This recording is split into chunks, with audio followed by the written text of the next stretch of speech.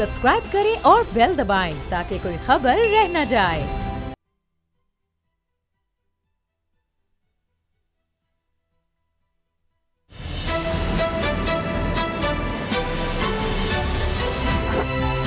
अब पता चला में आज आप जान सकेंगे रहमतुल्लिल आलमीन सल्लल्लाहु अलैहि व आलिहि वसल्लम की विलादत का जश्न। दिल आज़ारी का जवाब उम्मत की बेदारी। रियासत पर हमला नाकाबिले माफ़ी जुर्म। अयाज सादिक पर चलेगा गद्दारी का मुकदमा। 15 जनवरी को नवाज शरीफ की वापसी। हुकूमत ने बड़ी गेम डाल दी। बिस्मिल्लाहिर्रहमानिर्रहीम। अस्सलाम वालेकुम। मैं हूं मोहम्मद उसामा गाजी और आप देख रहे हैं अब पता चला। आज का दिन बहुत ख़ास दिन, नबी रहमत सल्लल्लाहु अलैहि वसल्लम की विलादत बासआदत का दिन, अंधेरों के छट जाने का दिन, नूर के छा जाने का दिन, वो दिन जब दुनिया में बहार आई। हर तरफ ताजगी, खुशी, मुसरत, शादमानी, हर तरफ बहार, जिंदगी में बहार, बंदगी में बहार, दिलों में, दिमागों में, रूह में बहार, इल्म व हिकमत की बहार, फिक्र व शऊर की बहार, अक्ल व खिर्द की बहार, तहजीब व तमद्दुन की बहार। ऐसा बाबरकत दिन कि जंजीरें टूट गईं, सदियों की गुलामी की, जहालत की, ज़लालत की, शिर्क की, हस्ब व नस्ब के तफाखुर की हथकड़ियाँ खुल गईं, बेड़ियाँ उतर गईं। अल्लाह रब्बुल आलमीन का ऐसा फजल व करम हुआ, रहमत व इनायत की ऐसी बारिश बरसी कि बुझे बुझे चेहरे खिल उठे, घुटी घुटी सी फजाएं बदल गईं, डूबे हुए उभरने लगे, सहमे हुए खुशी से चहकने लगे, रोते हुए हंसने लगे, एक दूसरे के खून के प्यासे एक दूसरे पर जान छिड़कने लगे और सदियों से पिसे हुए ऐसी बुलंदी से सरफराज हुए कि ज़माने के सरदार ठहरे, ज़ईफ़ो नातवां एक कुव्वत बनकर उभरे और दुनिया ने पहली बार मान लिया कि इंसान ऐसने तक़वीम है, अशरफुल मखलूक़ात है, नाइबे दस्ते कुदरत है। आप सल्लल्लाहु अलैहि वसल्लम की तशरीफ़ आवरी क्या हुई, कायनात का ज़र्रा ज़र्रा दिलकश और दिलरुबा मालूम होने लगा। आप खातिमुन नबीयीन सल्लल्लाहु अलैहि वसल्लम, आप रहमतुल आलमीन, आप महबूबे रब्बुल आलमीन, आप शाफ़ाए महशर, आप मालिक हौज़े कौसर। एक तरफ पैकरे इज्ज़ व इनकिसारी, दूसरी तरफ अर्श पर पहुंची आपकी सवारी। कहीं लन तरानी के किस्से और कहीं मिराज में खुले जलवे। फिर आपकी हकीकत को कोई कैसे जाने। सहबुद्दीन रहमानी क्या खूब कह गए हैं, कोई मिसले मुस्तफ़ा का कभी था न है न होगा, किसी और का ये रुतबा कभी था न है न होगा। उन्हें खल्क करके नाज़ा हुआ खुद ही दस्ते कुदरत, कोई शाहकार ऐसा कभी था न है न होगा। लेकिन मगरिब को मुसलमानों का अपने नबी सल्लल्लाहु अलैहि वसल्लम से अकीदत का ये रिश्ता समझ नहीं आता। ये ना समझी है, ना समझने की कोशिश है, या फिर नामूस रिसालत के खिलाफ साजिश। एक बार फिर गुस्ताखों ने दुनिया के अमन को दांव पर लगाया। फ्रांस जिसका सुर्खेल बना है, इसका सदेबाब कैसे होगा, मुसलमानों के दिल को करार कैसे आएगा। आज इसी पर बात करेंगे। असद खरल साहब, बाबू डोगर साहब मेरे साथ हैं। खरल साहब, ये देखिए कि रबीउल अव्वल आता है और फिर ये साजिशें इस तरह से शुरू हो जाती हैं और उस पर रिटाई देखिए कि फ्रांस में जब वाक़या हुआ तो उसके बाद उस उस्ताद ने, एक तो माशरे में इस तरह की रविश नहीं होनी चाहिए, उस उस्ताद ने वो खाके दिखाए और उसके बाद उसका कत्ल हो जाता है। फिर उस कत्ल को बहाना बना करके जी अब तो ये गुस्ताखाना खाके जो फ्रांस में शाये हुए, इसकी इजाज़त हो गई जी, अब तो लेकर निकलो। और पूरी दुनिया में मुसलमानों की दिल आज़ारी हुई, हर तरफ से एहतजाज हुआ। लेकिन ये बात मगरिब को इस तरह समझ क्यों नहीं आती? देखिए, मामला ये है कि उसामा साहब, जिस तरीके से आज एक बहुत मोतबर और बड़ा एक जामिया है, जामिअतुल अज़हर जी, उन्होंने बड़ा इसकी वन लाइनर जो तशरीह की है या जो इसको तस्वीर दिखाई है कि मगरब एक हाथ में तो आज़ादी और दूसरे में इश्ताल अंगेज़ी थामे हुए। मैं उसामा साहब ये कहता हूँ, पूरी दुनिया के अंदर एक मिसाल दिखा दें, मुसलमान जो खातमुन नबीयीन हज़रत मोहम्मद सल्लल्लाहु अलैहि वसल्लम को मानने वाले हैं और हमारे अल्हम्दुलिल्लाह 50 से ज़ायद इस्लामी ममालिक हैं, 52 के करीब हैं, अरबों उनकी तादाद है जी। मुझे ये बताएं कि हमारा दीन, हमारा कुरान, हमारी किताब जो भी हमें क्या सिखाता है कि तमाम जो अंबिया जी इकराम हैं, जो भी नबी जितने भी हैं, उन पे ईमान लाना, बिल्कुल सही, उस वक्त तक हमारा ईमान मुकम्मल नहीं होता। बेशक।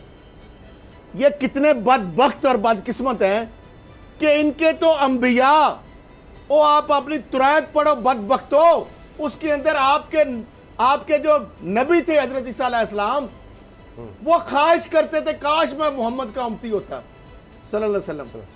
ऐसी बात ही है, ये रवायात और इस चीजें मौजूद हैं। मुझे ये बता दें, आप हमें उल्टा चोर कोतवाल को डांटते हैं उसामा साहब, आप हमें कहते हैं फंडामेंटलिस्ट, आप हमें कहते हैं एक्सट्रीमिस्ट, आप हमें कहते हैं टेररिस्ट, और देसी और जैली और झूठे सो कार्ड लिबरल। तुम्हारे जो अंबिया जिनकी ख्वाहिश थी, हमने कभी मुसलमानों ने 52 इस्लामी मालिक है, 50 से ज्यादा अरबों मुसलमान हैं, कभी आपके नबी के बारे में उनकी शान में कभी गुस्ताखी की हो?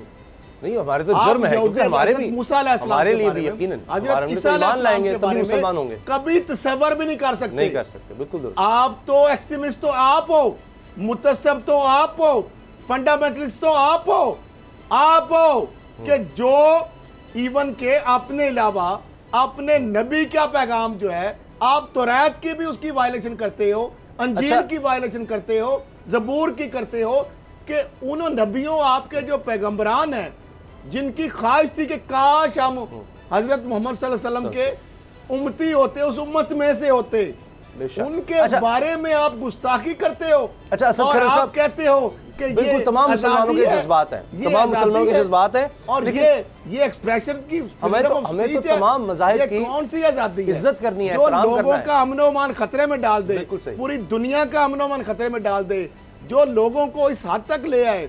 मैं समझता हूँ साहब एक इसका हल है, छोटा सा, आपकी इजाजत से, डॉक्टर साहब को टाइम है, आज एक सिर्फ हम काम कर ले। अगर हम मुसलमान हैं, सच्चे और पक्के मुसलमान हैं, लेकिन बदकिस्मती ये है कि जो गुलामी के लिए जो शाह और हुक्मरान जो अयाशियां करके डर की वजह से पाँव में बैठे हैं, अमेरिका और यहूदियों के, इजराइल और अमेरिका के जो अरब ममालिक हैं, वो इसलिए उनके गुलाम बने हुए हैं। मुझे सिर्फ यह बताएं उसामा साहब, 52 इस्लामी ममालिक, 52 इस्लामी ममालिक, अरबा, हाँ मुस्लिम 15 करोड़ तो इंडिया में भी है, वो इसके अलावा हैं, और मुस्लिम इस्लामी मालिक में अलग हैं, अरबा, हाँ मुस्लिम और 52 इस्लामी मालिक एक वन गो कहें जी हम फ्रांस की प्रोडक्ट का बाइकाट करते हैं, फ्रांस सोमालिया ना बने तो मुझे क्या देना, वहां पे उनकी इंडस्ट्री सारी तबाही हो जाएगी, सारे ऑर्डर कैंसिल हो जाएंगे, तबाही मच जाएगी। वही सदर, वही बदबख्त जो है, वही लोग आपको नाक की लकीरें निकालेगा और वो कहेगा खुदा के लिए अच्छा, एक दफा माफ कर दो, हम दोबारा कभी ऐसी हरकत नहीं करेंगे उसामा साहब, जब तक हम ये नहीं करेंगे। ऐसी क्या है, पाकिस्तान रौला डाल रहा है, अब बात तुर्की डाल रहा है, ये अरब मुबारक जो नाम नाज जो बैठे हो, आप ये देखें, वो उनके पाँव में पड़े हुए हैं। बाबू डोगर साहब, कितनी अजीब बात है कि फ्रांस की तरफ से जो जवाब आया है, तो उनका ये वजीर दाखिला है, उसने ये कहा है जेराल्ड ने कि जी पाकिस्तान और तुर्की फ्रांस के अंदरूनी मामलात में मुदाखलत ना करें। इसका मतलब ये है कि सिर्फ तुर्की और पाकिस्तान इस तरह का काम कर रहे हैं जिससे फ्रांस को तकलीफ हो रही है, तो बाकी सब सोए हुए हैं। सही हो गई जी, उन्होंने इंडोर्स कर दिया, बाकी बगैरती की जिंदगी कर रहे हैं। ये नाम नहाद मुस्लिम कंट्रीज जो है, ये बदबख्त लोग जो हैं, ये तमाम पाँव में पड़े हुए हैं। लेकिन मैं एक चीज अर्ज कर दूं कि तमाम उसामा साहब नबी पाक सल्लल्लाहु अलैहि हुर्मत के ऊपर हमारी जानें भी कुर्बान, लेकिन इनकी तो इक़्तिदार के लिए रालें टपक रही हैं। इनको जब अमेरिका कहता है कि बादशाह सिस्टम है, मैं फिर खींचूं कर लाऊं जमहूरियत, ये मैं अब क्या इनका लफ्ज़ इस्तेमाल। अच्छा चले, मैं दोबारा आता हूं। हुर्मत के ऊपर नबी पाक सल्लल्लाहु अलैहि वसल्लम की और सऊदी अरब को जी जी, सऊदी अरब जो कठपुतली का किरदार है, उसको तो नहीं अदा करना चाहिए, उसको सबसे आगे लीड करना चाहिए, क्योंकि वहां पे रोजा रसूल है, वहां पे खाना कब है, पूरी इस्लामी दुनिया का मंबा महवर, हम उसको देखते हैं, उसको लीडर बनना चाहिए, दीगर इस्लामी मुल्कों को भी आगे आना चाहिए। और ये फ्रांस के वजीर दाखिला ने ये बयान दे के साबित कर दिया कि उनको सिर्फ अगर तकलीफ है, जो रिएक्शन है वो पाकिस्तान और तुर्की से है, उसके अलावा सारे गुलाम बन के बैठे हुए हैं तुर्की के साथ। लोग देखे मैं क्या करूं। तैयब उर्दवान ने, असद खलील साहब, ये कहा कि ये मैक्रोन ने जब कहा ना कि जी इसकी तो ये कि जी इस्लाम जो है ये एक ऐसा मज़हब बन गया है जो बहरान का मज़हब कह दिया, और कहा कि जी ये तो हम बिल्कुल ये गुस्ताखाना खाके जो हैं इसकी हम इजाज़त देंगे, तो तुर्की के सदर ने कहा कि मैक्रोन को, फ्रांसीसी सदर को इलाज की, अपना दिमागी इलाज कराने की ज़रूरत है। अच्छा, इस पर उनको इतनी तकलीफ हुई कि कहा जी हम अपना सफ़ीर वापस बुला रहे हैं। तो फ्रांस के सदर को अगर ये कहा जाए तुम अपना दिमागी इलाज कराओ, तो उनको इतनी तकलीफ होती है इस बात पर, कहते हैं जी हमारा सफ़ीर जो है नहीं वापस आएगा। अपनी इज़्ज़त का इतना ख्याल है अपने सदर की, तो हमारे जो सरकार दो आलम सल्लल्लाहु अलैहि वसल्लम है, ख़ातिम नबीयीन है, यानी कायनात की तमाम मखलूक़ात एक तरफ और सरकार दो आलम सल्लल्लाहु अलैहि वसल्लम एक तरफ हो, तो वो कहीं अरफा वाला कोई मुकाबला ही नहीं हो सकता। तो उनके लिए तो सोचा भी नहीं जा सकता कि उनके शान के मुनाफी कोई बात की जाए। गुस्ताखी तो बहुत बड़ी बात है। तो अब ये जिस तरह से फिर पाकिस्तान की तरफ से वज़ीर आज़म ने उसको कंडेम भी किया, फिर अब ख़त भी लिखे जा चुके हैं। बाबर डोगर साहब मुझे सुन सकते हैं? बाबर साहब को आवाज़ आ रही है? जी। अच्छा बाबर साहब, ये जो बात है कि सिर्फ फ्रांस का वज़ीर दाखिला कहता है जी ये तुर्की और पाकिस्तान ये हमारे अंदरूनी मामलात में मुदाखलत से बाज रहे, ये तो इस चीज़ का सर्टिफिकेट है कि जो कुछ तुर्की और पाकिस्तान कह रहा है उससे फ्रांस को तकलीफ बहुत हो रही है। तो बाकी इस्लामी दुनिया के सरबराहान क्या कर रहे हैं? फिर तमाम जगहों पर गम और गुस्सा है, लोग सड़कों पर हैं, बांग्लादेश में निकले, हर जगह, लेकिन ये दो मुल्कों से क्यों तकलीफ है फ्रांस को और बाकी सो रहे हैं? उसामा साहब, अगर आप देखा जाए तो दुनिया में जो तौहीन रसालत की है तो फ्रांस ने, उसके बाद अगर ऑफिशियली जो सरबराह मुमलिकत हैं, या तुर्की है या पाकिस्तान है, इन दोनों ने कंडेम किया है। अदरवाइज दुनिया के मुस्लिम ममालिक में एहतजाज तो हुआ है, लेकिन किसी ने ऑफिशियली सरकारी सतह पर किसी हेड ऑफ स्टेट ने इसको कंडेम नहीं किया। आप सारा गल्फ देख लें, सारा अफ्रीका देख लें, सारा मिडल ईस्ट देख लें, आपको कहीं पर कोई ऐसा सरबराह मुमकिन आपको नजर आ जाए जिसने इसको ऑफिशियली कंडेम किया हो। ये इंतहाई अफसोसनाक बात है उसामा साहब। OIC किस मकसद के लिए बनाई गई थी?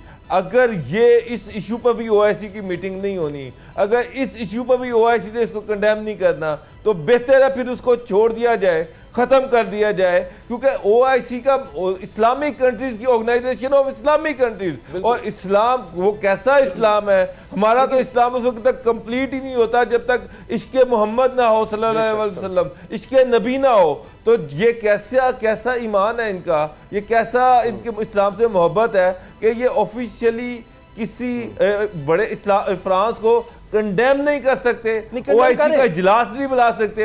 होना तो ये चाहिए था OIC का इजलास बुलाया जाता, उसमें इसको ऑफिशियली फ्रांस को कंडेम किया जाता, ये ऐलान किया जाता कि जब तक फ्रांस का सदर माफी नहीं मांगेगा, जब तक फ्रांस ये कहेगा नहीं कि वो इस तरह की हरकत नहीं करेगा, कोई मुसलमान मुल्क उसके साथ ट्रेड नहीं करेगा। सारे मुसलमान ममालिक 52 इस्लामी ममालिक जो हैं वहां से अपने सफीर वापस बुला लें, फ्रांस के साथ कतई ताल्लुक कर लें। मैं देखूंगा कितने दिन फ्रांस जो है खड़ा हो सकता है। मसला ये है कि हम खुद डिवाइड हैं, इस्लाम का नाम तो लेते हैं लेकिन उस पर अमल ही नहीं करते। OIC खामोश है। मैं तो अब वक्त आ गया उसामा साहब, मुसलमान ममालिक को अपनी पॉलिसी को रिव्यू करना पड़ेगा। आज हमें डिसाइड करना पड़ेगा कि इस गली सड़ी मुर्दा OIC के साथ हमने चलना है, या फिर एक ऐसी वाइब्रेंट हमें ऑर्गेनाइजेशन चाहिए जो मुसलमानों के हक में बात कर सके, जो कश्मीर के हवाले से बात कर सके, जो फ़लस्तीन के हवाले से बात कर सके, और इस तरह की जो वेस्ट की साजिशें हैं उसका भरपूर आंखों में आंखें डालकर मुकाबला कर सके। मुझे तो ये लग रहा है कि ये OIC जो है ये वेस्ट की गुलामी कर रही है। साहब तो इसमें कुछ शक है, वेस्ट जिस मुल्कों की अक्सरियत है वो चंद मुल्कों का जिक्र करना जरूरी है। ईरान और मलेशिया, मैं रिकॉर्ड पे ला, ईरान मलेशिया इन्होंने भी कंडेम किया है, सऊदी अरब ने भी किया है, लेकिन कंडेम नहीं, मंडा मंडा कर लंबी सोशल करना बायकॉट जो है लोग कर रहे हैं, कुवैत में हो रहा है, कतर में हो रहा है, एक अच्छी बात कई ममालिक में सोशल बायकॉट हो रहा है, यानी खुद से लोग प्रोडक्ट्स का बायकॉट कर रहे हैं सरकारी तौर पर। समझ साहब मेरा आपसे एक सवाल है, जी बाबर साहब जल्दी से, मैं खरल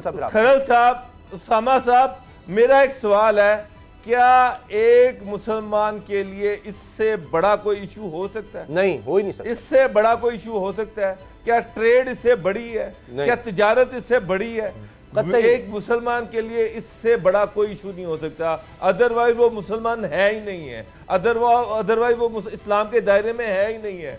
अगर उसको इसके रसूल नहीं है तो फिर वो मुसलमान नहीं है। अच्छा। तो अगर इस पे भी ओआईसी का इजलास नहीं बुलाया जा सकता तो सर फिर मुझे उस उम्मत को जिंदा रहने का कोई हक ही नहीं है। डॉक्टर साहब सिर्फ आप मेरा भी सवाल है, उसामा साहब आप भी और पूरी कौम से, और ये सवाल का जवाब भी और सवाल भी, आप जिस ओआईसी से तोको लगाए बैठे हैं, जिसको मैं कहूंगा ओआईसी, ये तो वो उसकी हैसियत है, इंग्लिश का वर्ड है ना। हाँ जी। अच्छा, अब मामला ये ओआईसी जो है जिस पे अजारादारी है वो किन मुल्कों की है? वो अरब मालिक की है।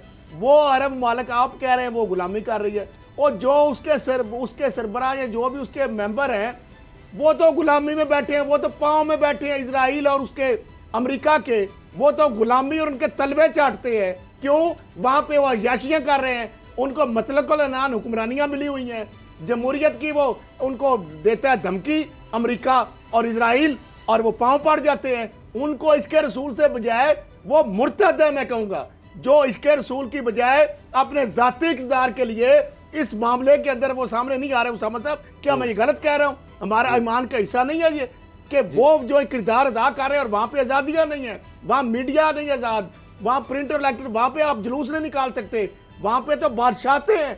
लोगों के दिल जो है खोल के देखे, क्या सऊदीया में लोग जो है उनका दिल नहीं कर रहा, लेकिन उनको पता है बाहर निकलेंगे जो, ये तो आपको पता है सिस्टम। अब मिस्र के सदर ने बड़ा जबरदस्त उन्होंने एहतजाज किया है।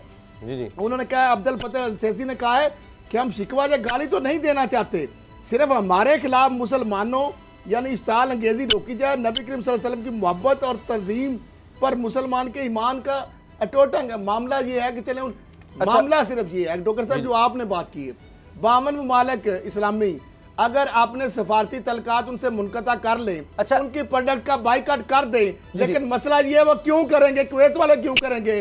वो सऊदी अरब की क्या मजाल, और बहुत सारे मुल्क जाए, अच्छा, यूएई की क्या मजाल, क्योंकि वो तो डराते हैं उनको कि फिर लाएं जमहूरियत, फिर आपकी अयाशियां खत्म करें। बाबर डॉक्टर साहब, ये जो ठीक है जी, बस ये जो हफ्ता ये अच्छा इनिशिएटिव है हुकूमत की तरफ से कि हफ्ता इश्क़ रसूल सल्लल्लाहु अलैहि वसल्लम मनाया जाए, और पूरा हफ्ता इसके हवाले से तकरीबात होंगी, ड्रामाबाजी जो हो रही है वो यही है। लेकिन बाहर एक चीज की मुझे बड़ी राहत हुई, खुशी हुई कि मैंने देखा कि बल्दिया की तरफ से पूरे शहर में, और इसके रसूल के बगैर तो हमारी जिंदगी नामुमकिन है, हमारा मजहब भी उसके बगैर मुकम्मल नहीं है। जब तक नबी पाक सल्लल्लाहु अलैहि वसल्लम की मोहब्बत मेरे वालिदैन और मेरे बच्चों से बढ़ नहीं जाती, उस वक्त तक मेरा ईमान ही मुकम्मल नहीं है। हर पल हफ्ता कहां से बीच में आ गया? मेरी जिंदगी का महवर ही इसके रसूल है, मेरी जिंदगी का महवर ही इसके रसूल है, उसके लिए मैं जान भी दे सकता हूँ। उसामा साहब, मसला ये है कि ये गवर्नमेंट भी ड्रामेबाजी कर रही है, बजाय हमें आज हमारी गवर्नमेंट को ड्रामेबाजी ना क्या काम डॉक्टर साहब माजरत के साथ आज हमारी गवर्नमेंट ने फिर भी एहतजाज किया है। विलादत शहादत का दिन है, हफ्ते का चलो छोड़ दे, जो कह रहे हैं वो तो पल पल हमारा इसके रसूल में है, लेकिन फिर भी में, लेकिन हुकूमत पाकिस्तान ने एहतजाज किया है जो कि उनको रियलाइज हुआ है, उनका रिएक्शन आया है। तुर्की ने एहतजाज किया, लेकिन काश बाकी जो बाकी 50 ममालिक हैं, अगर वो साथ इमरान खान साहब ये कहते हैं कि इसका हल ये है कि अक़वाम मुत्तहिदा की, देखिए अक़वाम मुत्तहिदा की सतह पर जिस तरह इन्होंने हॉलोकॉस्ट के हवाले से कहा हुआ है कि जी ये यहूदियों का कत्लेआम हुआ था नहीं हुआ था, इस पर बहस नहीं हो सकती, या अगर ये कहता है साबित कैसे कि ये है हिपोक्रेसी। डॉक्टर साहब, वहां पे फ्रीडम ऑफ स्पीच किधर गई? वहां पे फ्रीडम ऑफ एक्सप्रेशन हॉलोकॉस्ट में बात जब करते हैं तो वहां आपको बहुत पड़ जाती है, डबल स्टैंडर्ड है आपके, हिपोक्रेसी आप करते हैं। जी। अच्छा, कहीं भी जी बाबर साहब, मैं सिर्फ ये कहूँगा, मेरी बात सुने, जब हम अक़वाम मुत्तहिदा की बात करते हैं कि हम वहां पर जाकर ये बात को रेज करेंगे, जी सबसे पहला प्लेटफॉर्म था ओआईसी इसकी वो मिलकर करें, बिल्कुल इस पे आवाज उठाती, और ओआईसी एज एन ऑर्गेनाइजेशन 52 मुल्क जो है ये जाके अक़वाम मुत्तहिदा में बात करते। बात ये है कि 2, 4, 5, 7, 10 मुल्कों के आवाज़ उठाने से क्या होगा? 184 मुल्कों में से हमें ये चाहिए कि इस पे इमीडिएटली सारे मुसलमान ममालिक एक मीटिंग बुलाएं, उस मीटिंग में ये सोल वन एजेंडा मीटिंग हो कि इसमें ये चीज़ हो कि जनाब जब तक इसके नबी नहीं है उस वक्त तक हमारा दीन ही मुकम्मल नहीं है, और इसके लिए हर मुसलमान जान देने के लिए तैयार है, तो इसके लिए हम किसी भी हद तक जा सकते हैं। तो एक यूनाइटेड 52 मुल्कों की कंसेंसस के साथ आवाज जो है बिल्कुल सही, वो वेस्ट तक पहुंचनी चाहिए। ऐसा ही है, पता चलना चाहिए कि इस तरह की हरकत की पाकिस्तान यही चाह रहा है। शाह महमूद कुरैशी साहब वज़ीर ख़ारिजा ये कह चुके हैं, एहतजाज करने से उन वेस्ट को कोई फर्क नहीं पड़ता जी। ये शाह महमूद कुरैशी साहब कह चुके हैं, पाकिस्तान इसी के लिए कोशिशें कर रहा है। इमरान खान साहब खतूत लिख चुके हैं सरबराहान को, मुस्लिम ममालिक के इस्लामी दुनिया के सरबराहान को खत लिख चुके हैं। वो ये अक़वाम मुत्तहिदा के प्लेटफॉर्म पर ये बात कह चुके हैं ये सारी कि हमारी दिल आज़ारी इतनी ज़्यादा होती है, आपके दुनिया में आप मगरिब में देख रहे हैं ज़्यादा सख्त कानून है कि आप किसी की दिल आज़ार नहीं कर सकते, किसी की कोई तजलील उस तरह से नहीं कर सकते, किसी आम इंसान की मैं अर्ज़ कर रहा हूँ, और उस पर बड़े जुर्माने हो जाते हैं, सजाएं हो जाती हैं। किसी के खिलाफ आप खबर छाप दें झूठी तो बड़ा कुछ हो जाता है। तो यहाँ आप यानी ये 1.5-2 अरब मुसलमान उनके खिलाफ इस तरह से कर रहे हैं। एक छोटी सी वो तो हम इनको एक्सप्लेन करने करते हैं, 1.5-2 अरब मुसलमान कुछ भी नहीं है सरकार द्वारा। छोटी सी बात, क्या मेरे मुंह में खाक और नौज बिल्ला, हम कभी ऐसे सोच भी नहीं सकता कोई मुसलमान भी, क्या कभी ये तसव्वुर भी आप कर सकते हैं या क्या कि अगर हजरत ईसा अलैहिस्सलाम के बारे में क्या ये फ्रीडम ऑफ स्पीच और फ्रीडम ऑफ एक्सप्रेशन के हवाले से ये अलाउ करेंगे किसी को खाके बनाने की? नहीं, वो करते हैं, वो तो यही तो उनका अलमिया है। लेकिन आप यहूदियों के आप देखें कि उनके कत्लेआम पर नहीं बात कर सकते, वो यही तो कहते हैं। नहीं वो खाके वहां पे अपने नबी के बारे में करते हैं तो वो बदबख्त हैं, फिर वो कौन से, फिर उनका कौन सा मजहब है वो? इसीलिए तो कहते हैं कि जनाब हम अगर कर रहे हैं हम उनसे बढ़कर इज्जत करते हैं। यही तो कमाल है हमारे दीन का कि हम कहते हैं कि तमाम अंबिया को, तमाम अंबिया को कहते हैं कि हमारे लिबरल, जब तक उनको मानेंगे नहीं कि अल्लाह के नबी थे सब, तो ये तो फिर खातमुन नबीयीन, ये तो मोहर हो गई ना, आखिरी नबी। तो उससे पहले जितने अंबिया आए हज़रत आदम अलैहिस्सलाम से लेकर, हमने सबको मानना है, सबकी ताज़ीम करनी है, तभी इसके अलावा तो मुसलमान हो नहीं सकता। लेकिन अब मसला ये है बाबू डोगर साहब के, ये समझाया जा रहा है उनको कि आप ये ना करें। देखिए इंतहा पसंदी इससे बढ़ रही है। फिर आपने देखा कि चाकू के बार से एक वो नौजवान ने 3 उसामा साहब ये हमारी गैरत का, हमारे इसका इम्तिहान लेते हैं, टेस्ट करते हैं, थोड़ी थोड़ी बार फिलर छोड़ के ये चेक करते हैं, टेस्टर लगाते हैं कि क्या मर तो नहीं गए, क्या ये गैरत इनमें जिंदा है, क्या इस्लाम इनमें जिंदा है, इश्क़ रसूल जिंदा है। डॉक्टर साहब ये वक्फे वक्फे से क्यों आते हैं? कभी डेनमार्क से नमूदार होते हैं, कभी फ्रांस से नमूदार होते हैं, ये टेस्ट करते हैं, टेस्ट करते हैं। हाँ जी, तो ये आप बिल्कुल सही कह रहे हैं। तो ये होता क्यों नहीं फिर? ये देखिए ना, OIC अगर 50 से ज्यादा ममालिक हैं, ये मिलकर ले जाए अक़वाम मुत्तहिदा में, तो आधे तो अक़वाम मुत्तहिदा में समझे कि 1/4 से ज्यादा तो ये मुल्क हैं सिर्फ, और फिर वहां पर दबाव डालें और वोटिंग करवाएं और उसको कानून बनाएं। ये बन सकता, उस पर बन सकता है कि जनाब यहूदियों का कत्लेआम हुआ था, इस पर अगर कहेगा जी नहीं हुआ था, डिबेट ही नहीं हो सकती, ये बहस ही नहीं हो सकती कि जी हिटलर जो था नहीं जी वो अच्छा था, ये आप नहीं कर सकते। लेकिन यहाँ पर देखिए डबल स्टैंडर्ड्स कितने हैं। अक़वाम मुत्तहिदा की ज़ेली कमेटी तक ने कहा है कि जी किसी की मजहबी दिल आज़ारी जो है वो आज़ादी इज़हार राय में नहीं आनी चाहिए। तो इस पर जब तक कानून साजी नहीं होती, बड़े दुख और अफसोस की बात है कि इस तरह की नापाक जिसारतें होती रहेंगी। लेकिन फिर उसका जवाब भरपूर आना चाहिए। मुसलमानों में ज़रूर नज़र आता है, लेकिन दुख इस बात पर होता है कि हुक्मरानों में उस तरह का नज़र नहीं आता, ना वो जज्बा नज़र आता है, ना उस तरह का रद्द-ए-अमल नज़र आता है। अगर हो तो फिर ये गुस्ताखियाँ रुक सकती हैं। ब्रेक का वक्त है, ब्रेक के बाद मिलते हैं।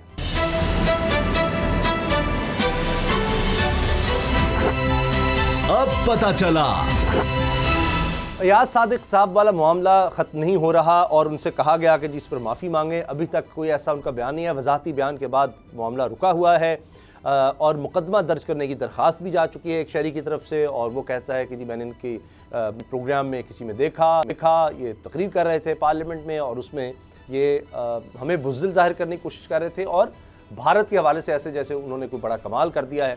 और याद सादिक साहब का वो जुमला कि जी ये मीटिंग थी ख़ास और उसमें शाह महमूद कुरैशी साहब वज़ीर ख़ारिजा बड़े परेशान थे, इनके पसीने छूट रहे थे, घबराए हुए थे। कहा जी कि 9 बजे तक अगर हमने अभिनंदन को वापस ना किया, भारतीय पायलट को जिसको पाकिस्तान ने पकड़ लिया था, जहाज़ उसका गिरा दिया, तो जी भारत हमला कर देगा। अब ज़्यादातर लोग जो उस मीटिंग में मौजूद थे, बाकी तमाम लोग, वो इसकी तायद नहीं करते या ये कहते हैं जी ऐसी तो कोई बात नहीं हुई थी जिस तरह की बना दी सादिक साहब ने। अब वज़ीर इत्तलात शिबली फराज साहब कह रहे हैं कि अब ये मामला आगे बढ़ेगा, कानून अपना रास्ता लेगा। असद खरल साहब, ये मुझे लग रहा है कि पहला मौका है कि जिस तरह से गद्दारी का मुकदमा दर्ज हुआ, उसमें इतने लोग आ गए तो हुकूमत उससे पीछे हट रही थी। इस दफ़ा ऑन रिकॉर्ड हुकूमत की तरफ से वज़ीर इत्तलात कह रहा है कि हम नहीं छोड़ेंगे, ये तो अब कानून अपना रास्ता लेगा। तो इसका मतलब है कि अब ये मुकदमे को परसू किया जाएगा, हुकूमत भी इस पर मुकदमा करवा सकती है। अब तो ये बात बहुत आगे बढ़ गई। उसामा साहब, मैं हाथ जोड़ के वज़ीर आज़म साहब से शिबली फराज से कहता हूँ कि प्लीज़ मुकदमा दर्ज ना कराइएगा, तो बाद में फिर मुझे क्यों हम और आप ही शर्मिंदगी से हमें मुंह छुपाना पड़ेगा। नहीं, वो कह रहे हैं क्योंकि वज़ीर-ए-इत्तेहाद ने कहा है कि मुकदमा रियासत ख्वाहिश रखती है और रियासत ही दर्ज करा सकती है, यानी हुकूमत है, और उसके बाद उस मुकदमे का कोई आउटकम भी ना निकले, यानी गद्दारी का मुकदमा अगर हुकूमत कराए दर्ज किसी बंदे के खिलाफ भी। शिबली फराज ने कहा कि लीगी रहनुमा की कही हुई बात मुआफी से आगे निकल चुकी है, अब कानून अपना रास्ता लेगा। तो फिर कानून का रास्ता और कौन सा है, मुझे समझा दें। उसामा साहब, खुदा के लिए जी सर, नोटिस लेते थे वज़ीर आज़म, महंगाई बढ़ जाती थी, गद्दारी सर नोटिस में और कानून में फर्क है। अच्छा, आप मामला थोड़ा सुन लेना, मेरी थोड़ी सी अगर छोटी सी आप कह रहे हैं होगा ही कुछ नहीं, पूरी हुकूमत, यानी इतनी बेबस है, ये मजाक है। आप तो उनको बिल्कुल कटहरे में ला रहे हैं पूरी हुकूमत को। वज़ीर चलो, जब हो गया ना, वो जो होगा वो पर्चा होगा, और उसके बाद गद्दार की जो सजा होती है जब उसको मिल जाएगी तो मुझे बता देना आप। और शिबली आपका ख्याल है कुछ नहीं होगा, यानी आज सादिक साहब, अब इसका मतलब है कि उनको थोड़ा सा बता, जज्बाती ना हो, कोई बात नहीं, हमें मजबूरन ये कोशिश करना पड़ेगा सब कुछ। अब अयाज सादिक साहब ने जो तकरीर जो की, और उसके बाद शाहिद खाकान अब्बासी साहब का बयान, इन दो को मिला के पढ़ लें, आपको समझ आ जाएगी, खुद ही समझ आ जाएगी। अयाज सादिक साहब ने तकरीर की, जो आपने कहा कि जनाब वो सांस चढ़ी हुई थी, सांसें फूली हुई थी, घबराए हुए थे, टांगे कांप रही थी वज़ीर ख़ारजा साहब की, और उनका जी छोड़ दें जी फौरी तौर पर, वरना हमला हो जाएगा। मामला ये है कि ये जो बात है, और इंडियन ने उसको हेडलाइन बनाई, और इससे हमारी फतह को शिकस्त में अयाज सादिक ने तब्दील कर लेके उनको बयानिया दिया, हेडलाइन इंटरनेशनल मीडिया की बनी, इंडियन की बनी, डेलिबरेटली, जो कि बात थी नहीं। ऐसे ही जैसे नवाज शरीफ साहब ने कहा कि DGIS ज़हीरुल इस्लाम ने मुझे इस्तीफे के कहा था, उनके मुंह पे तमाचा है, उनको कोई ऐसी बात नहीं, मिसाइल बना लिया। और फिर इमरान खान साहब ने सही कहा कि डूब मरने का मकाम है अगर वज़ीर आज़म हो, और उसको एक रियासती एहलकार ही है ना, DGIS एहलकार है, हुकूमत के अंडर इदारा है ना एक, उसका सरबराह उसको कहता है इस्तीफा दो, इसका मतलब वो इनकॉम्पिटेंट नाअहल है। ज़हीरुल इस्लाम साहब ने कहा जी अगर ऐसी बात है, जो सारी कहानी जो उनको, तो उन्होंने इस्तीफा कहा था जी, मैं इस्तीफा देता तो फिर मांग लेते, जब ऐसे ड्रामा किया ना इन्होंने। अच्छा, छोटा सा डॉक्टर साहब, आपकी बात थोड़ी सी मेरी, डॉक्टर साहब उसके बात करिए, थोड़ी सी बात मेरी अयाज सादिक के ऊपर। अच्छा, मुकम्मल करना। शाहिद खाकान अब्बासी साहब क्या कह रहे हैं, ये बड़ी बात कहानी समझे जरा। शाहिद खाकान अब्बासी से एक ही बयान के अंदर दो चीजें हैं। एक तो वे कहते हैं कि सीनियर नायब सदर है मुस्लिम लीग के, वो कहते हैं मुंबर कौम। शाहिद खान कहते हैं जी अयाज सादिक को जो पार्लियामेंट में ये बात नहीं करनी चाहिए थी, लेकिन ये पार्लियामेंट में जब जज्बात उभारे जाते हैं तो ऐसी बातें हो जाती हैं। और साथ उनका, मुझे डॉक्टर साहब बात एक बड़ी मिथ है, आप भी, उसामा साहब और नाजरीन भी, यानी कि मैं आपको थप्पड़ मारूं, आपको गाली निकालूंगा, तो जाहिर बात है आप मुझे धमकी किसकी देते हैं। आप कहेंगे मैं देख लूंगा कि मेरे भी साथी हैं ना, तो मेरे भाई इधर उधर अजीजो कारब, तो आप उनको धमकी देंगे ना। अब बात समझ आ गई। उसने कहा जब जज्बात उभारेंगे तो हम आपको बताएंगे कि हमारे भी साथी तो है ना, दुश्मन भारत जो आपका है वो हमारा साथी है, तो हम उसके जरिए आपकी बैंड बजाएंगे। अब आपको समझ आ गई मैं जो बात कर रहा हूँ लुकाई की बात, ये दुनियादारी की बात समझ आ रही है। बात यही है। नहीं, उसामा साहब आप छोटे बच्चे हैं, बड़े लड़ पड़ते हैं। डॉक्टर साहब एक छोटा सा मैं मिसाल दे रहा हूँ, जो बात बच्चे लड़ते हैं गली में, मोहल्ले में, बड़े चोले, लड़ाई होती है, तो रेस्क्यू के लिए किसको बुलाते हैं? सब मेरी लड़ाई में बाबर साहब सुन तो लेना, मैं फलां को बुला रहा हूँ, अगर आप मुझे करेंगे ना तंग, सर तो फिर मैं फलां को करूंगा। इतनी सादा बात नहीं है। हाँ जी, ये उस अयाज सादिक ने जो अल्फाज कहे हैं, ये पूरे सोची समझी, मैं तो का हिस्सा थे, कह रहा हूं, एक प्लानिंग का हिस्सा थे। ये इस तरह नहीं है कि असेंबली में दो चार बातें हुई और उसके बाद अयाज सादिक ने ये बात कर दी। उसामा साहब जरा उसकी स्टेटमेंट सुने जरा गौर से दोबारा, अगर हो तो चला के देखें। उसने ये कहा है कि इमरान खान नहीं आए, चीफ ऑफ आर्मी स्टाफ मौजूद थे जी, पसीना माथे पे पसीना था और टांगे कांप रही थी जी। उन्होंने ये नहीं कहा कि किसकी टांगे कांप रही थी, किसके माथे पे पसीना था। बाद में नाम उसके साथ ही उन्होंने जोड़ा कि शाह महमूद कुरैशी हमारे पास आए और उन्होंने कहा जी कि अभी लंदन को जाने दिया जाए, वरना इंडिया आज 9 बजे हम पर हमला कर देगा। आप सारा इंडियन मीडिया उठा के देख लें, सारा इंडियन मीडिया उठा के देख लें, वो ये हेडलाइंस में लिख रहे हैं, वो सारे चैनल्स में ये कह रहे हैं कि आपके सिपाह सालार, आपके चीफ ऑफ आर्मी स्टाफ के माथे पे पसीना था और टांगे कांप रही थी। याद सादिक ने कहीं ये नहीं कहा कि ये शाह महमूद कुरैशी की टांगे कांप रही थी। नहीं वो बड़ा बाबर साहब ये कह रहे हैं कि उन्होंने जानबूझकर जिंदों की बुनत ये बनाई थी, बुनत बनाई थी, स्क्रिप्ट राइटर जानबूझकर ये किया था। कहा था बीच में गैप बनाए गए, आप दोबारा मिला के पढ़ा जाए। आप दोबारा ये नहीं कहा कि ये शाह महमूद कुरैशी ने ये के मैं दोहरा देता हूं, मैं आपकी बात मान रहा हूं, मैं आपकी बात मान रहा हूं, लेकिन वजाहत आर्मी चीफ जो है देखिए बाबर साहब जब कोई ऐसा काम होता है जिसमें कोई वाज़ेह नहीं है, आपने बिल्कुल सही, मैंने वो बार बार सुने, मैं भी सर पढ़ के बैठ गया और मैंने अपनी उनकी वजाहत आई कि वो शाह महमूद कुरैशी के हवाले से स्क्रिप्ट राइटर, उन्होंने जानबूझ के सुन लेते। मैं एक मिसाल देता हूं, वो कह रहे हैं मैंने वजाहत की गई है वो जी बाबर साहब जी करें बात। वो जो वजाहत की गई है वो तोड़ मरोड़ कर वजाहत की गई है।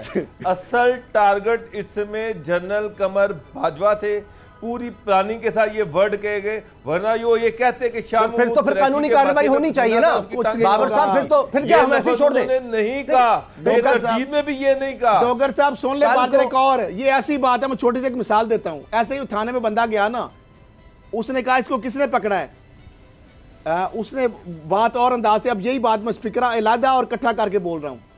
उसने कहा कौन सा ला कहता है, कौन साला कहता है, उसने कहा कौन साला कहता है, उस पुलिस वाले का।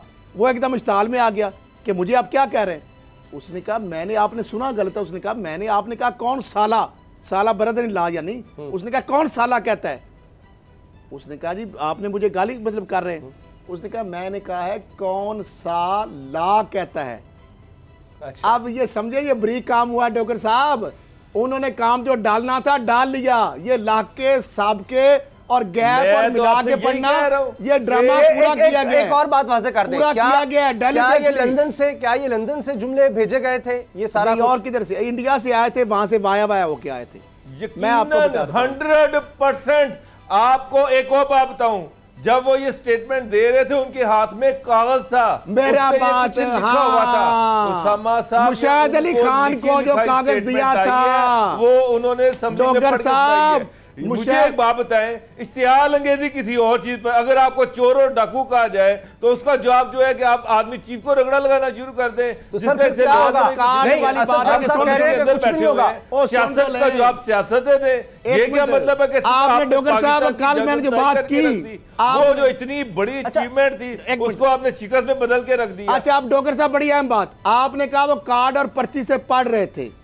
पर्ची किसने भेजी, किसने वो स्क्रिप्ट लिखा? और मैंने आपको कल कहा था कि मुशाहिद अली खान को भी कार्ड पढ़ने के लिए दिए गए थे जब वो मिनिस्टर क्लाइमेट थे और आईआईसी के डीजी के ऊपर उन्होंने इल्जाम अचानक लगा दिया क्लाइमेट चेंज से। सुन ले, उसको कार्ड आपके दोस्त है मोहिउद्दीन वानी साहब, वो भी वहां ही होते थे, प्रेस सेक्रेटरी, उनसे पूछ लीजिएगा कभी।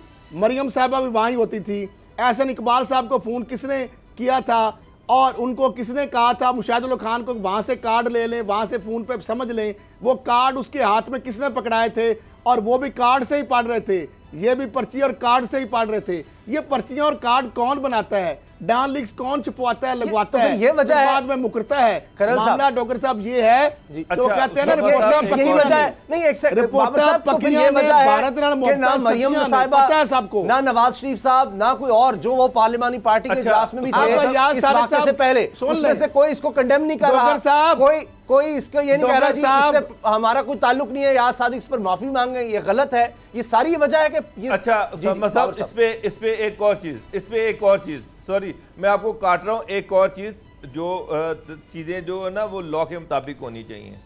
आज शिबली फराज साहब ये कह रहे हैं कि ये बात जो है ये खत्म नहीं हुई, ये बात अब शुरू हुई है। मेरा उनसे सवाल ये है कि इस तरह थानों में एप्लीकेशन देने से इसका पर्चा दर्ज नहीं हो सकता। एक चीज याद रखिएगा, ये असम्बली के अंदर बात हुई है।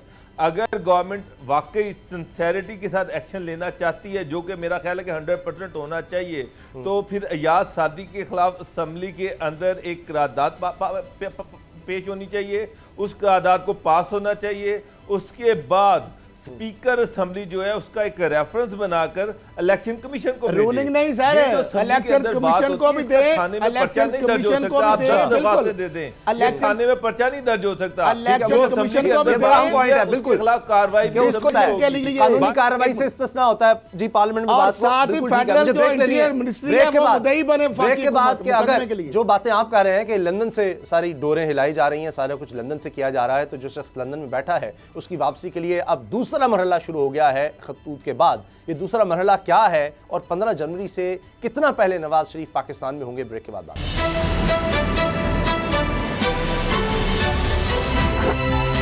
अब पता चला।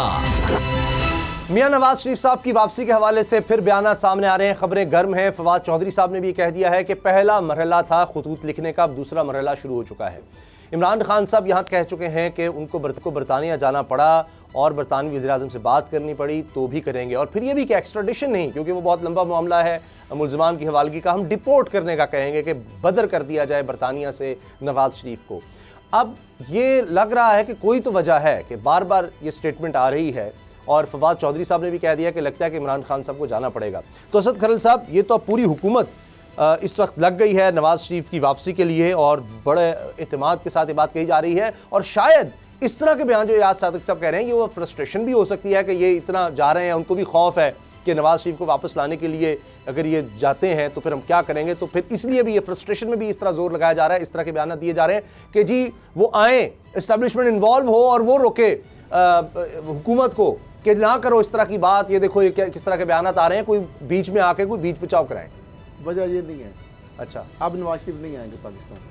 सर क्या बात कर रहे हैं साहब? वज़ीर-ए-आज़म इमरान खान साहब जितना मर्जी जोर लगा लें, चाहे चले भी जाए, मर्जी दावे ले लें, चले भी जाएंगे इमरान खान साहब, मैं आपको बता रहा हूँ नवाज शरीफ नहीं ला सकते आप। मुझे मैं आपको बता रहा हूँ साहब, आपको इतनी कमजोर क्यों लगती है हुकूमत, मुझे बताएं। आप नहीं ला कमजोर है बावजूद इसके कि बरतानवी लॉ के मुताबिक, वहां के कानून के मुताबिक जो बंदा सजा याफ्ता हो और जिस जुर्म में वो सजा याफ्ता हो, 4 साल से शायद उसकी कैद हो, ये दोनों क्राइटेरिया पे नवाज शरीफ उतरता है, और वो कन्विक्ट भी हो, सजा याफ्ता भी हो या इश्तिहारी हो, अदालत उसको मांग रही हो, बरतानिया के लॉ के मुताबिक उसको उसके मुल्क डिपोर्ट कर दिया जाता है। लेकिन वहाँ अरशद मलिक जैसे नहीं है जिनको नवाज शरीफ बुला सके। क्यों नहीं आएंगे, क्यों नहीं ला सकते आप?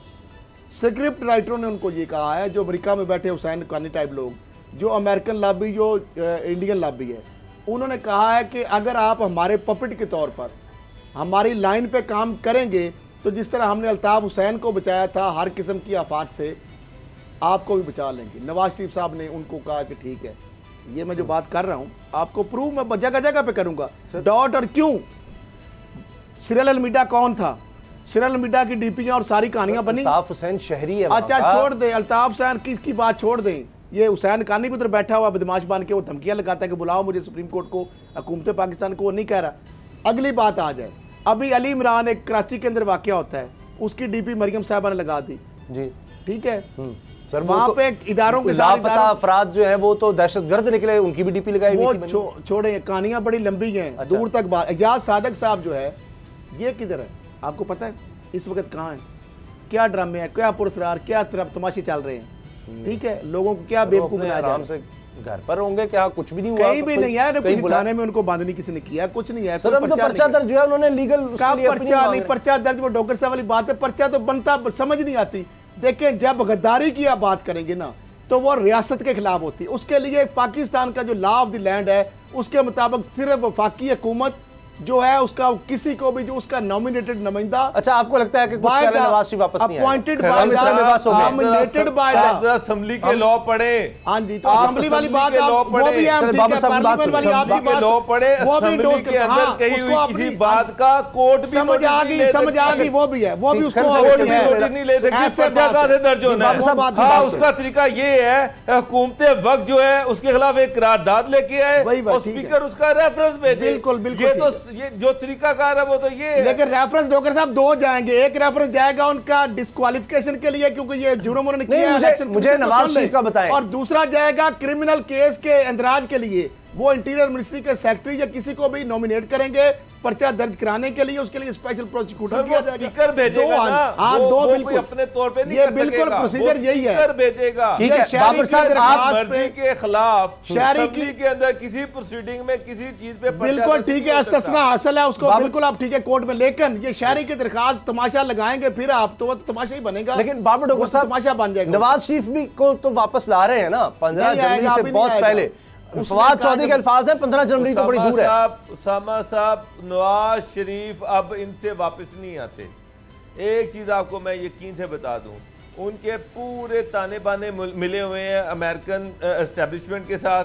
वो जो ये सारी हरकतें कर रहे हैं, वो जो आपके इदारों को चैलेंज कर रहे हैं, आपके इदारों को कमज़ोर करने की कोशिश कर रहे हैं, इसके पीछे इसराइली एस्टेब्लिशमेंट है, इसके पीछे इंडियन एस्टेब्लिशमेंट है, इसके पीछे अमेरिकन एस्टेब्लिशमेंट और बरतानिया को इन्फ्लुएंस में किया है। डॉक्टर साहब सुन ले, बरतानिया अंडर इन्फ्लुएंस है। गवर्नमेंट की जुर्रत है कि वो नवाज जी को पाकिस्तान के हवाले कर दे? यही वजह है, सवाल ही नहीं पैदा होता कि बरतानवी शर्म की बात है बगैर नवाज शरीफ इतना बड़ा स्टेप ले ले। ये तो बड़ी शर्म की बात है बाबर साहब के। फिर इसका मतलब है कि कोई भी शख्स यहाँ से उठे और वो पाकिस्तान के खिलाफ, पाकिस्तान के इदारों के खिलाफ, आइन और कानून के खिलाफ यहाँ पर हंगामा आराई करना चाहे, यहाँ पर इश्तियाल, यहाँ पर फसाद पैदा करना चाहे और उसके बाद वो यहाँ पर इस तरह कानून तोड़ के बाहर चला जाए तो सारे उसको अपनी आगोश में ले लेंगे। ये सब लोग हुसैन हक्कानी को, बड़े से बड़े क्रिमिनल को इसी तरह करेंगे। हुसैन हक्कानी अमेरिका में बैठ के सुप्रीम कोर्ट को, अल्ताफ हुसैन हक्कानी और इस तरह के बेताशा नाम मैं आपको ले देता हूं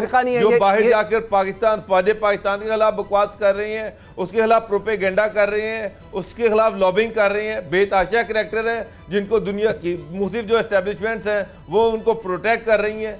ये तो समझा बड़ा क्लियर है। हुसैन हुक्कानी क्या कुछ नहीं करता रहा पाकिस्तान के खिलाफ। प्रोफाइल क्या है? ताने बाने के वो इंडिया के लिए साहब उसका प्रोफाइल सिर्फ एक ही है ना, हम उसको आज तक नहीं लेके आए। उसको क्यों नहीं लाए? उसका प्रोफाइल क्या है कि पाकिस्तान के इदारों को, फौज को, अदलिया को, रियासत के खिलाफ और भारत के हक में बात कर रहे हैं, यही प्रोफाइल है ना। और उसका क्या प्रोफाइल है? वो उसके इसलिए हार्बरिंग कर रहे हैं, उसकी थामू पीछे से उनको। इस तरह अल्ताफ हुसैन का भी यही प्रोफाइल है। नवाज शरीफ साहब भी उसी जगह पे चले गए हैं, पार्ट 2 अल्ताफ हुसैन। तो मामला ये है कि जब इंडिया का नैरेटिव वो देंगे तो उसको प्रोटेक्ट करेंगे ना। MI5, MI6 मेरे पास एक बात अहम करने लगा, मेरे पास ऐसे एविडेंस है डॉक्टर साहब, ये बात मैं रिकॉर्ड पे जो रख रहा हूँ, ये मैं जो बात कर रहा हूँ ये पब्लिक डोमेन में भी है। और बरतानिया हाई कमिश्नर, बरतानवी जो मौजूदा हाई कमिश्नर हैं, बरतानिया का जो हाई कमीशन और बरतानवी गवर्नमेंट को मैं चैलेंज करके कह रहा हूँ कि ये जो मैं बात कर रहा हूँ इसकी डिनाइल दे ले, हिम्मत है तो डिनाइल दे।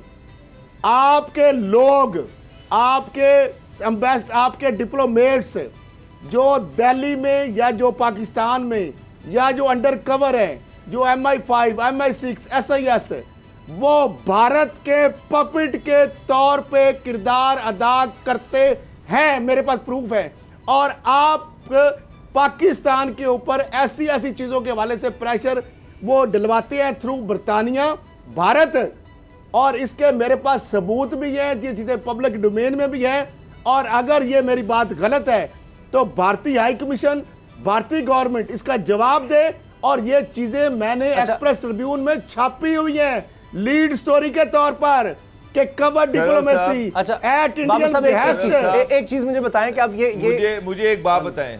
अच्छा बाबर साहब, एक चीज कि ये पहले अल्ताफ हुसैन था कि जनाब वो ये कॉल है, हड़तालें हो रही हैं, अब उन्होंने नया बंदा ढूंढ लिया है कि जो बलूचिस्तान में जाकर वहां से भी नारे लगवा सकता है। अब वो पंजाब का भी, अब कराची से निकलकर पंजाब का एजेंटों को ढूंढा नहीं जाता, एजेंट कहते हैं मैं एजेंट हूं। अच्छा बाबर साहब, अल्ताफ हुसैन का प्रोफाइल बहुत छोटा था, वो सिर्फ कराची के मखसूस हिस्सों तक महदूद था, इससे ज्यादा बड़ा प्रोफाइल नहीं था उसका। नवाज शरीफ का प्रोफाइल बहुत बड़ा है, उसकी निस्बत 3 दफ़ा का प्राइम मिनिस्टर है, एक बहुत बड़े सूबे में उसकी बड़ी स्ट्रॉन्ग पेनिट्रेशन है, बाकी सूबों में भी उसकी प्रेजेंस है, तो वो तो उनके लिए बहुत ही कारआमद है।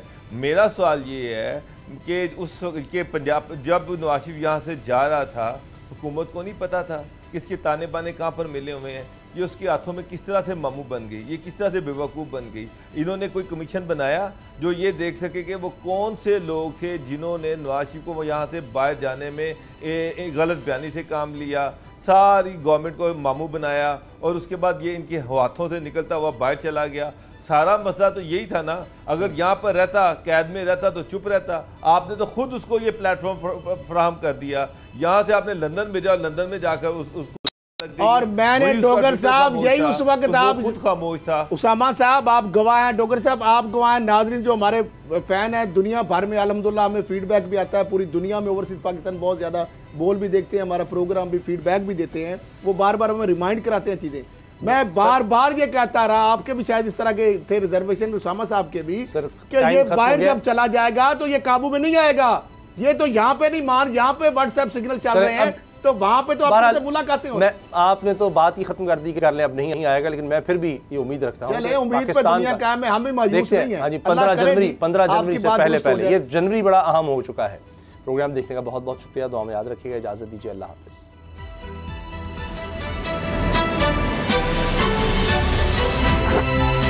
अब पता चला।